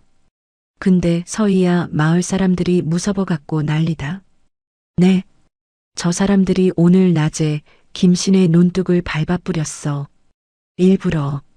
그라고 말했대. 아이 못 찾으면 마을 전체가 피해볼 기라고. 서희의 얼굴이 창백해졌습니다. 마을 사람들이 니를 인자 고만 내보내자 카네. 이장님, 나는 반대했어. 근데 다수결이라 서희야, 미안하다. 이장이 고개를 숙였어요. 주름진 눈가에 물기가 맺혀 있었습니다. 서희야, 니 하나 때문에 동네가 시끄러워진 기는 사실이다. 서희는 아무 말도 할 수 없었습니다. 문이 닫히고 서희는 그 자리에 주저앉았어요. 10년이었습니다. 10년 동안 이 마을에서 조용히 살아왔어요. 누구에게도 피해주지 않으려고, 누구와도 엮이지 않으려고, 그렇게 숨죽이며 살아왔는데, 단 하루 만에 전부 무너졌어요. 이모, 준우가 조심스럽게 다가왔습니다. 서희의 눈물을 보고 아이의 얼굴이 일그러졌어요. 이모, 울어요? 저 때문에요? 아니야, 준우야. 내 잘못 아니야. 다 제 잘못이에요. 제가 여기 와서. 준우의 눈에서도 눈물이 흘러내렸어요. 서희는 아이를 꼭 안아주었습니다. 아니야. 절대 내 잘못 아니야. 그날 밤 서희는 잠을 이루지 못했어요. 준우가 잠든 것을 확인하고 오래된 상자 하나를 꺼냈습니다. 10년 동안 한 번도 열어보지 않았던 상자. 안에는 낡은 신문 스크랩들이 있었어요. 성진그룹 산하 한식당, 식중독 사고 발생, 수석 주방장 강서희, 정체불명 성분 고의 혼입 의혹, 피해자 중태, 주방장 행방 묘연. 서희의 손이 떨렸습니다. 그날의 기억이 선명하게 떠올랐어요. 자신은 아무것도 하지 않았어요. 그날 주방에 이상한 사람이 들어온 것을 봤지만 아무도 믿어주지 않았죠. 오히려 그녀가 범인으로 몰렸습니다. 그리고 그 뒤에는 한 사람이 있었어요. 성진그룹 회장의 동생. 한재혁?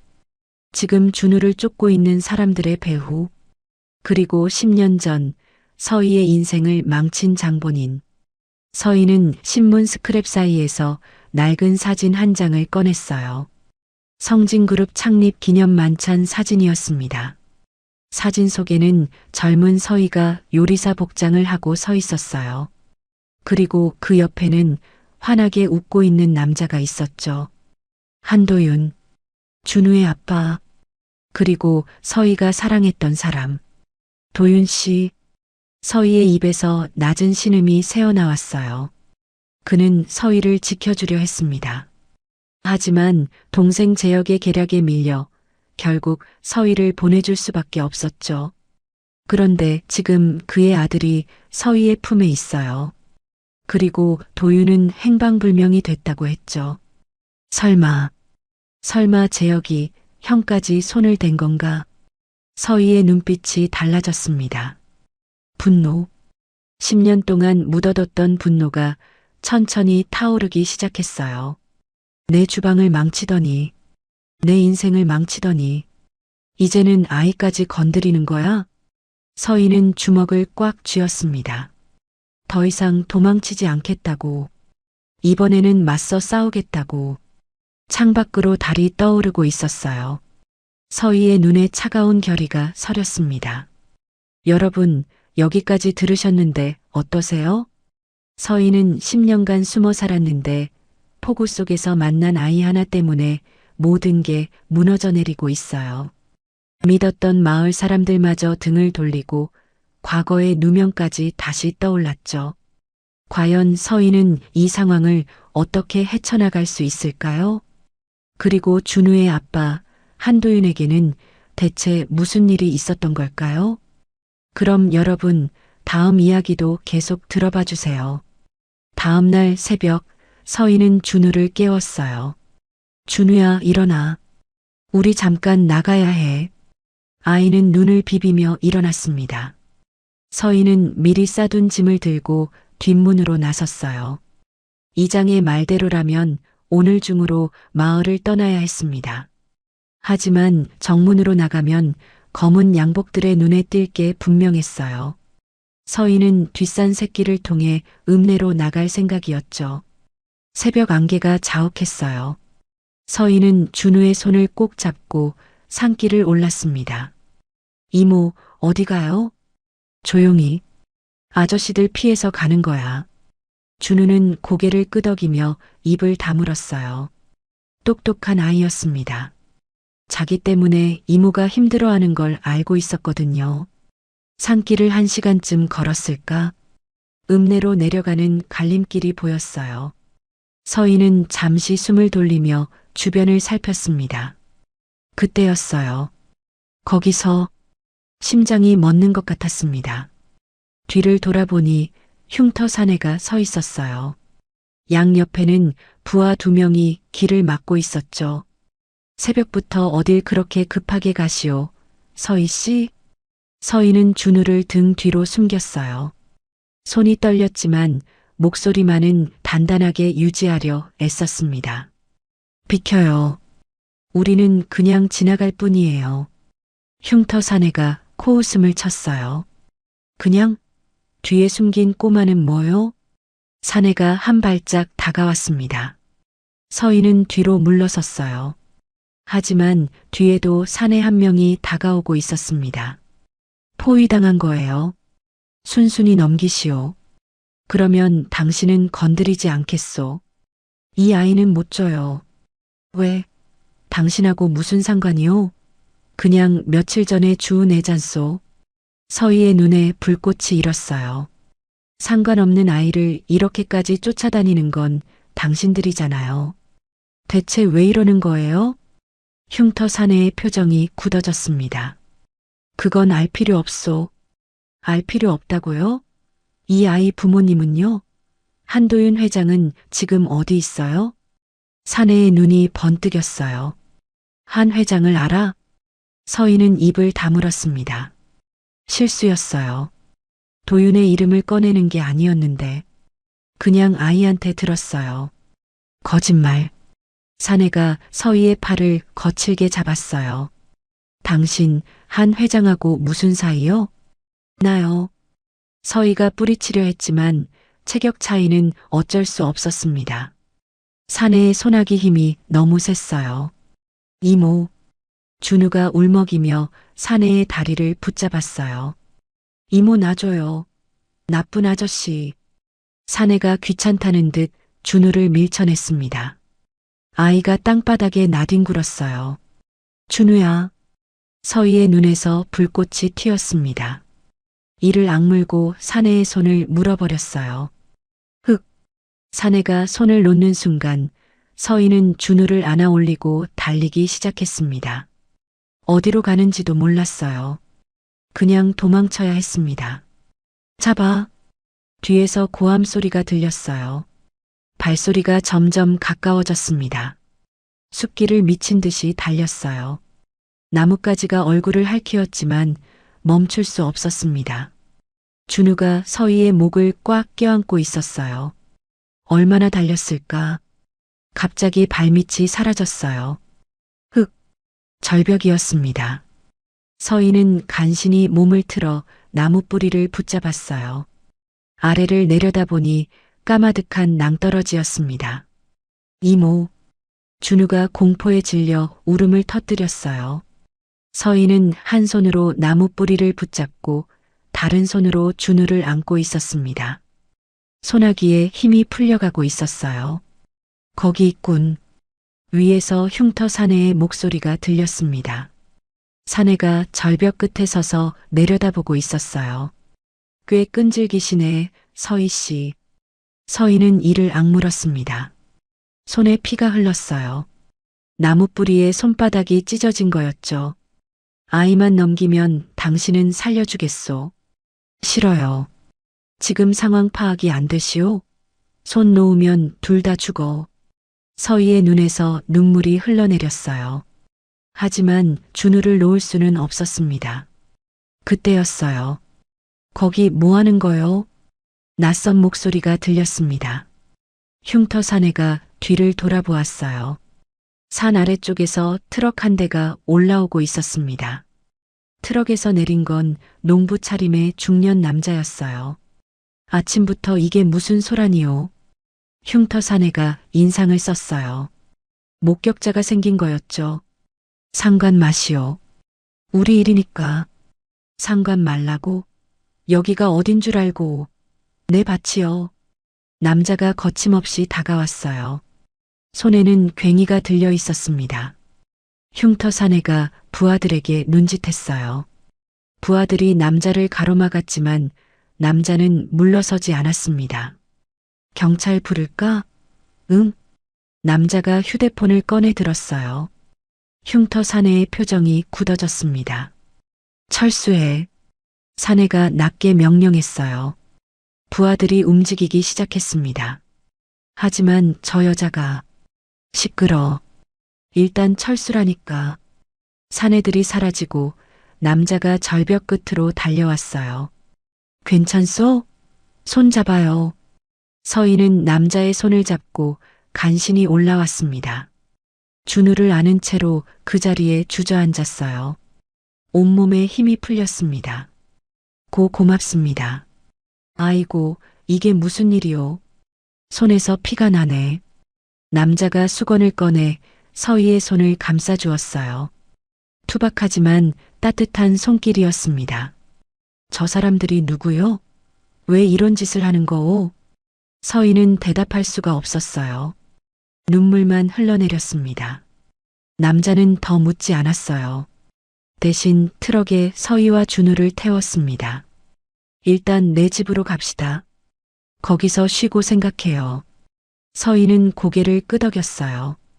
준우는 서희의 품에 안긴 채 잠들어 있었습니다. 공포와 피로에 지친 거였죠. 트럭이 산길을 내려가는 동안 서희는 창밖을 바라보았어요.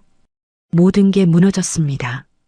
마을에서 쫓겨났고 적들에게 쫓기고 이제는 낯선 사람의 도움에 의지해야 하는 신세가 됐어요. 이게 바닥이구나. 더 이상 내려갈 곳이 없구나. 트럭이 작은 농가 앞에 멈췄어요. 남자가 서희를 부축해 안으로 데려갔습니다. 여기서 좀 쉬어요. 밥 차려줄게. 남자가 부엌으로 들어갔어요. 서희는 방 한 구석에 앉아 멍하니 벽을 바라보았습니다. 그때 탁자 위에 놓인 신문이 눈에 들어왔어요. 펼쳐진 페이지에 큼지막한 광고가 실려 있었습니다. 성진그룹 전통 장류 경연대회, 올해도 성황리 개최 예정. 서희의 눈이 커졌어요. 우승자에게는 그룹 경영 참여권 및 상금 5억 원 수여. 심장이 쿵쾅거리기 시작했습니다. 기사 날짜를 확인했어요. 며칠 전 신문이었습니다. 서희의 머릿속에서 무언가가 번뜩였어요. 성진그룹 경연대회. 우승하면 경영 참여권. 그 말은 곧 제역과 정면으로 맞설 수 있다는 뜻이었습니다. 도망치지 않고 숨지 않고 당당하게. 서희는 자신의 손을 내려다보았어요. 피가 묻은 손. 하지만 이 손은 10년 전에 천재라 불렸던 요리사의 손이기도 했습니다. 준우가 잠결에 뒤척이며 중얼거렸어요. 아빠, 보고 싶어. 서희의 눈에 결의가 서렸습니다. 준우의 아빠를 찾아야 해. 그리고 이 아이의 자리를 되찾아줘야 해.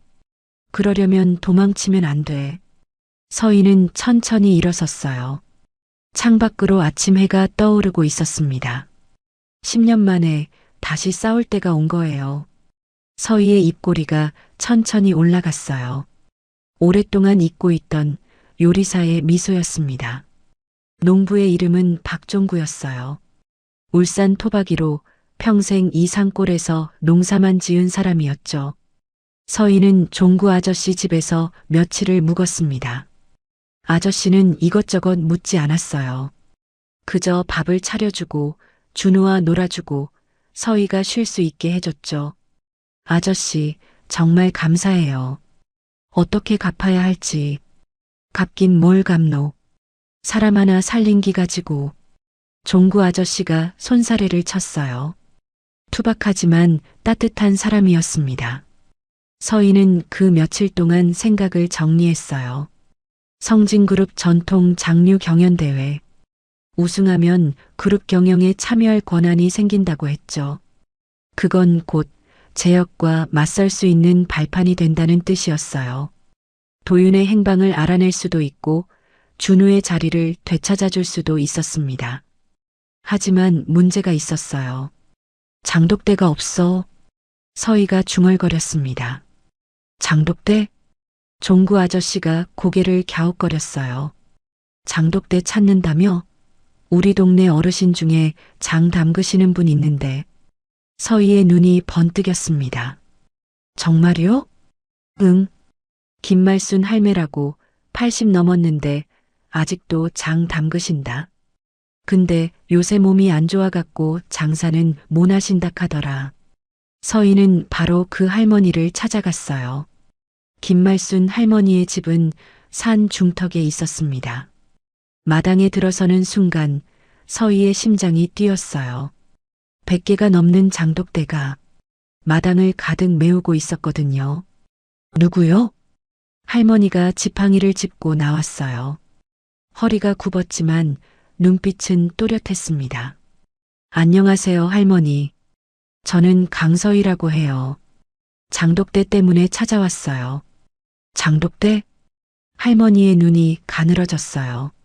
젊은 기가 장독대는 와찬노? 서희는 솔직하게 말했습니다.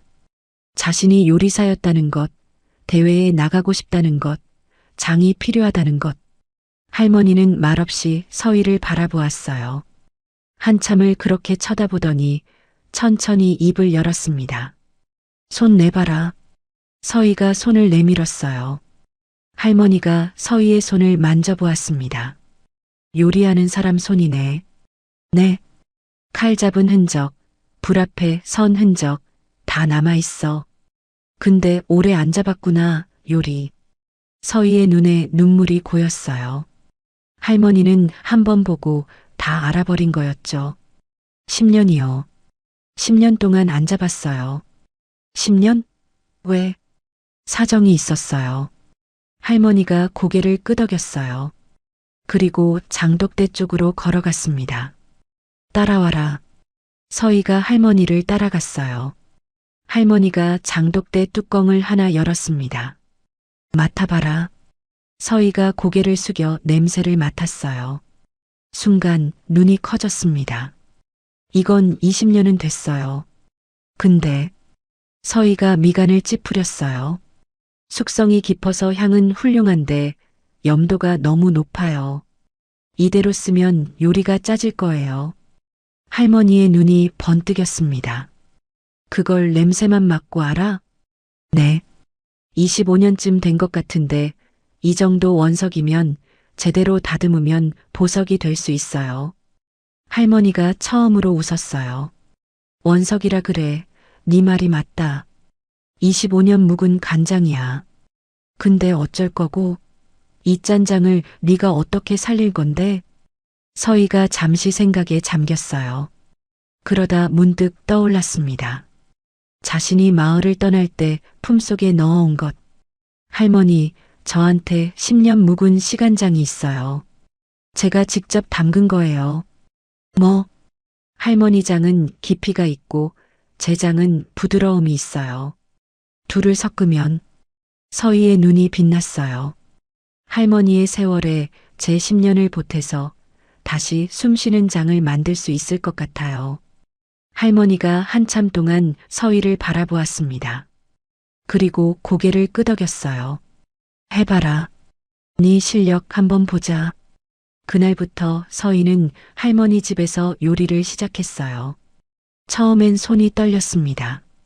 10년 만에 잡는 칼이었거든요.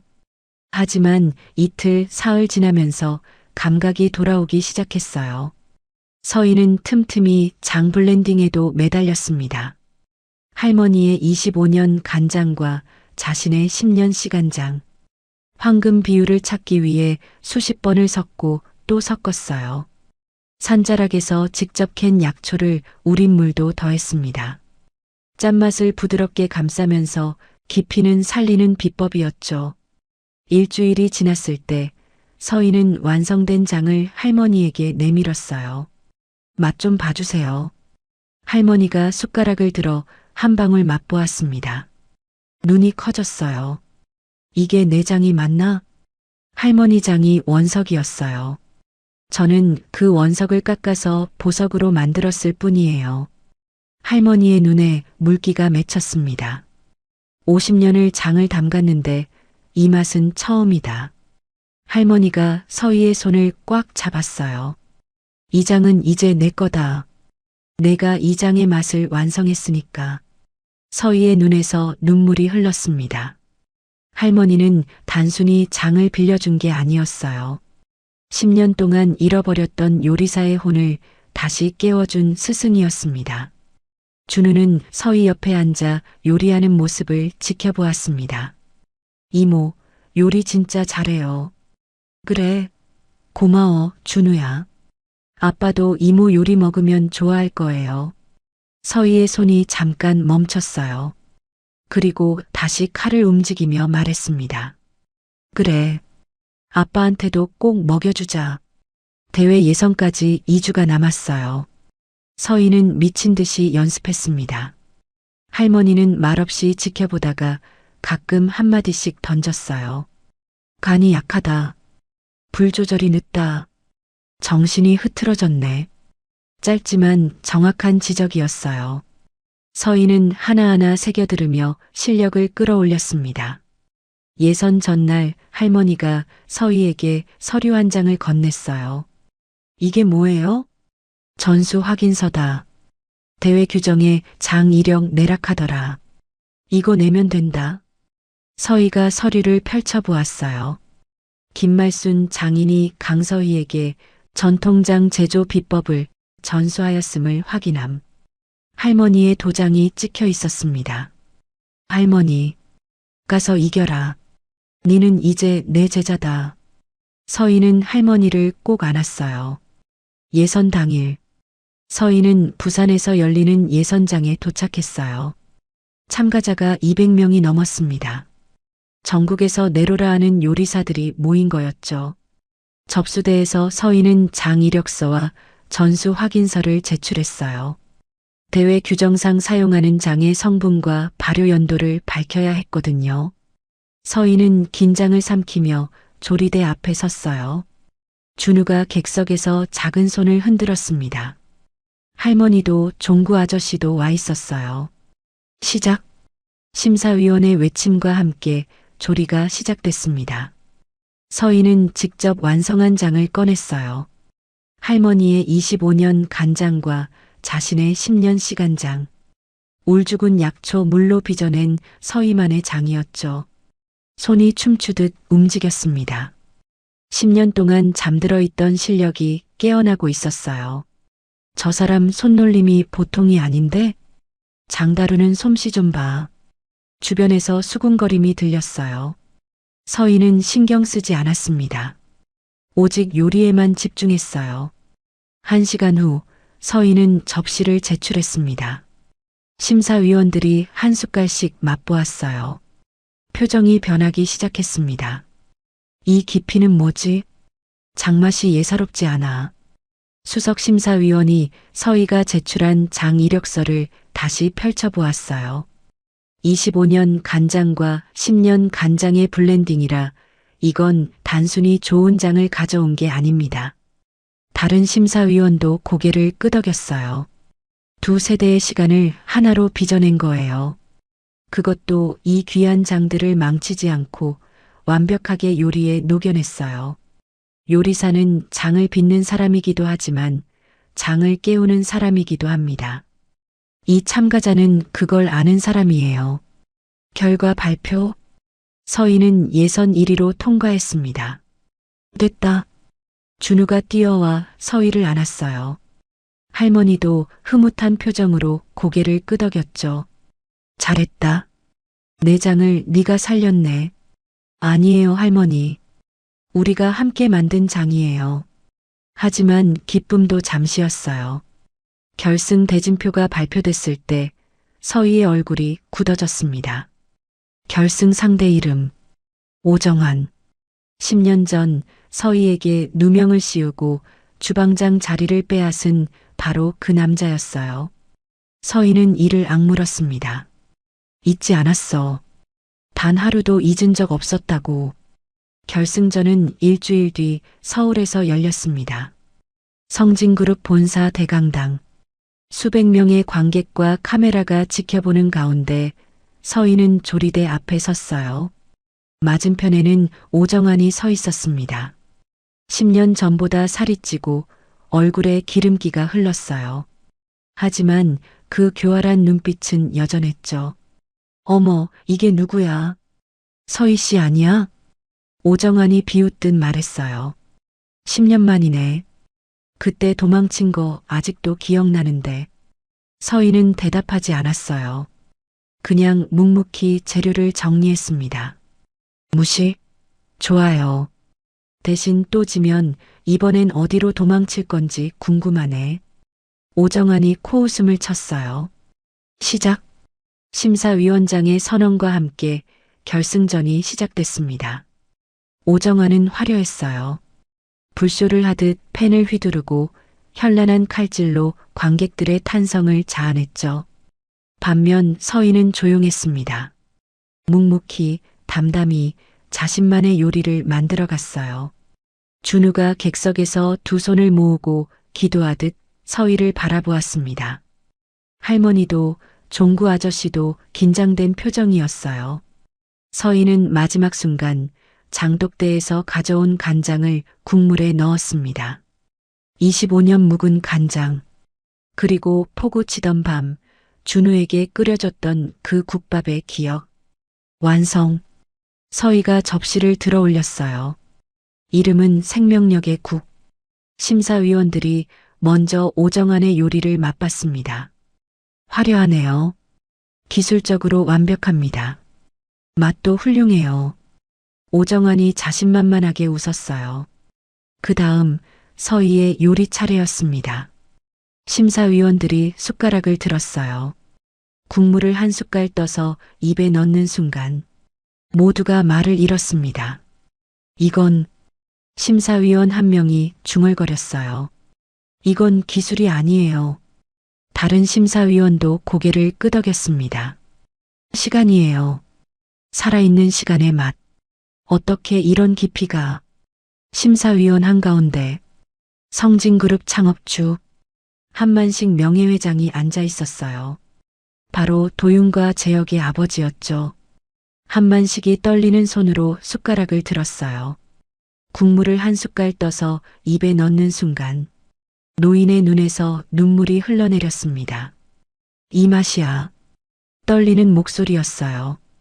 50년 전 어머니가 끓여주시던 그 맛이야. 대강당이 술렁였습니다. 한만식이 서희를 바라보았어요. 당신이 강서희요? 네, 명예회장님. 10년 전에 사라진 그 천재 주방장? 서희는 고개를 끄덕였어요. 한만식의 눈빛이 복잡하게 흔들렸습니다. 왜 사라졌소? 대체 무슨 일이 있었던 거요? 서희는 오정환을 바라보았어요. 오정환의 얼굴이 창백하게 질려 있었습니다. 그건 서희가 입을 열려는 순간 대강당 문이 열렸어요. 검은 양복을 입은 남자가 들어왔습니다. 사람들 사이를 헤치고 앞으로 걸어오는 그의 얼굴. 서희의 숨이 멎었어요.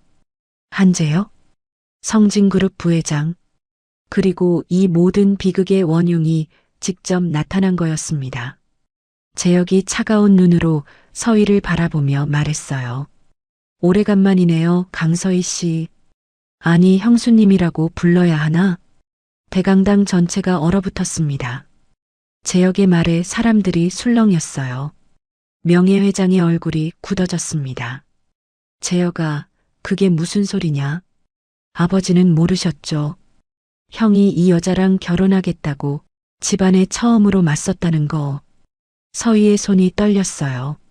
하지만 피하지 않았습니다. 네, 맞아요. 서희가 또렷하게 말했어요.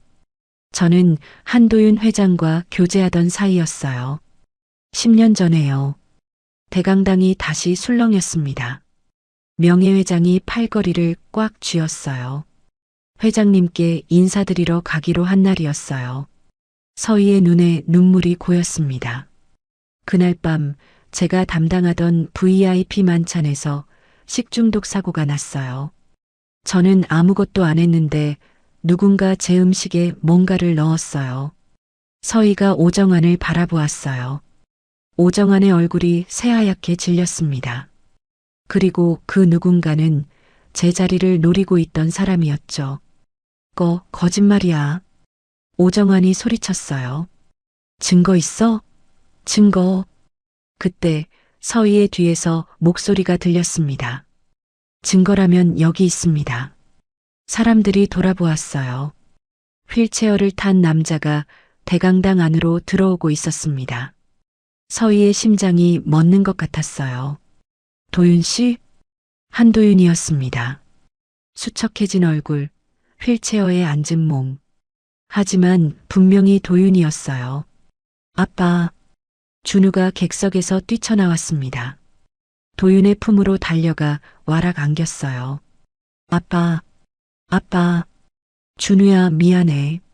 아빠가 늦었지? 도윤이 아들을 꼭 안아주었어요.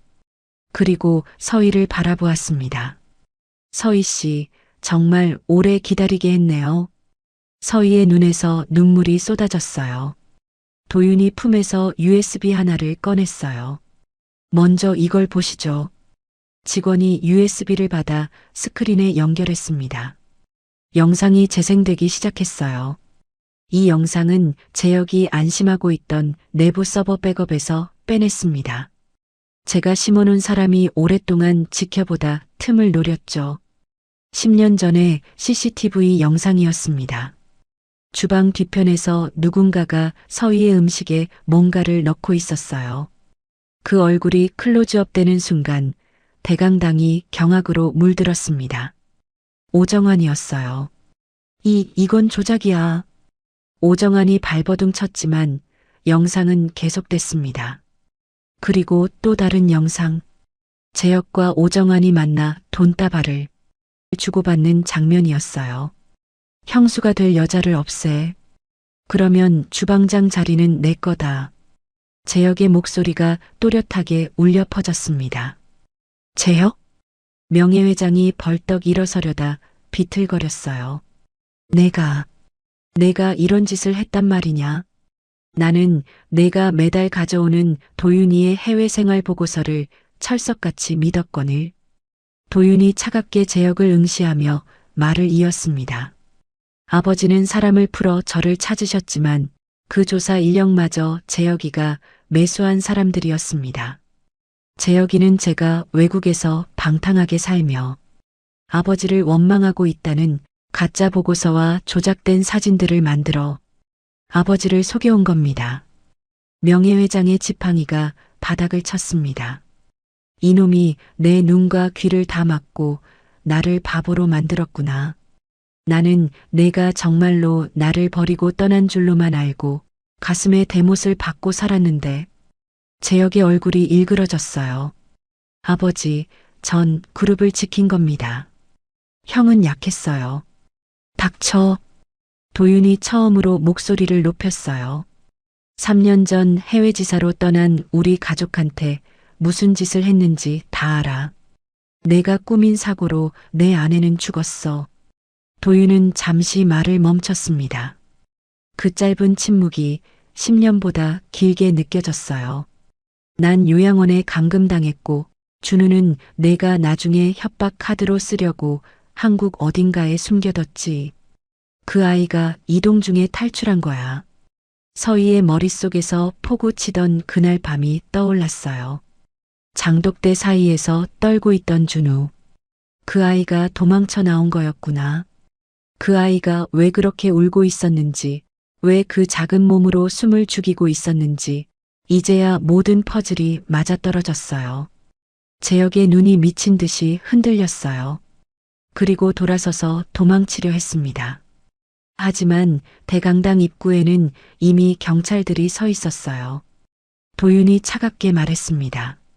영상 확보되는 순간 경찰에 제출했고 오늘 체포 협조를 받아뒀어. 한재혁 씨 감금 및 업무방해 혐의로 체포합니다. 재혁이 끌려가는 모습을 오정환이 멍하니 바라보았어요. 그리고 자신에게도 경찰이 다가오는 걸 보았죠. 오정환 씨도 함께 가시죠. 오정환이 털썩 무릎을 꿇었습니다. 살려주세요. 저는 시킨 대로 했을 뿐이에요. 하지만 아무도 그의 말에 귀 기울이지 않았어요. 그제야 서희는 다리에 힘이 풀려 그 자리에 주저앉았어요. 끝났어. 10년이었습니다.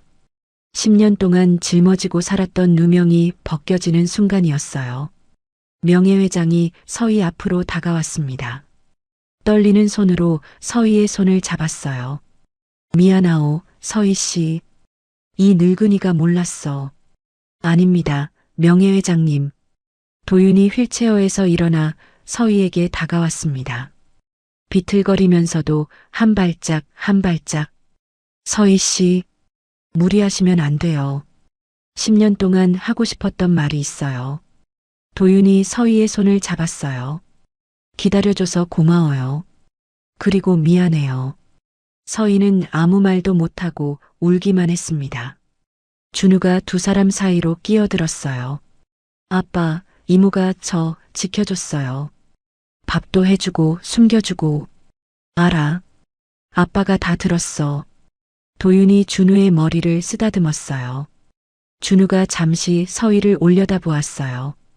그리고 아무 말 없이 그녀의 손을 꼭 붙잡았습니다. 8개월 후 서희는 성진그룹의 복직 제안을 거절했어요. 서울의 화려한 자리 대신 그녀가 선택한 건 다른 곳이었습니다. 울산 울주군의 작은 마을, 장독대가 있는 그 집이었어요. 명예회장은 그 집을 한 번도 찾아오지 않았지만 매달 같은 주소로 장독에 쓸 콩을 보내줬습니다. 엄마, 나왔어요. 주말마다 준우가 찾아왔습니다. 도윤도 재활 치료를 받으며 조금씩 건강을 회복하고 있었어요. 어서 와, 준우야. 손 씻고 와. 밥 다 됐어. 서희가 국밥 냄새 가득한 부엌에서 웃으며 말했어요. 준우가 마당을 뛰어다니며 장독대 사이를 누볐습니다. 그 모습을 바라보던 서희의 곁으로 도윤이 다가왔어요. 서희야, 여기가 좋아? 응, 여기가 좋아. 서희가 장독대를 바라보며 말했습니다. 이 장독대들이 날 지켜줬거든. 10년 동안. 도윤이 서희의 어깨를 감싸 안았어요. 이제는 내가 지켜줄게. 서희가 도윤의 품에 기대었습니다. 마당에서 준우의 웃음소리가 울려 퍼졌어요. 저녁 노을이 장독대 위로 내려앉았어요. 100개가 넘는 옹기들이 붉은 빛을 머금고 있었습니다.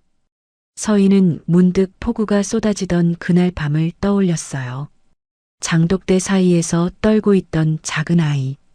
그 아이를 품에 안은 순간 모든 것이 바뀌었죠.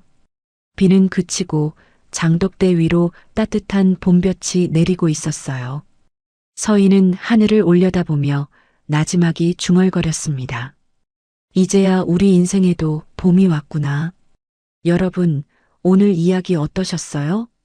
폭우 속 장독대에 숨어든 아이 하나가 서희의 인생을 바꾸고 결국 한 아이의 인생까지 구해냈죠.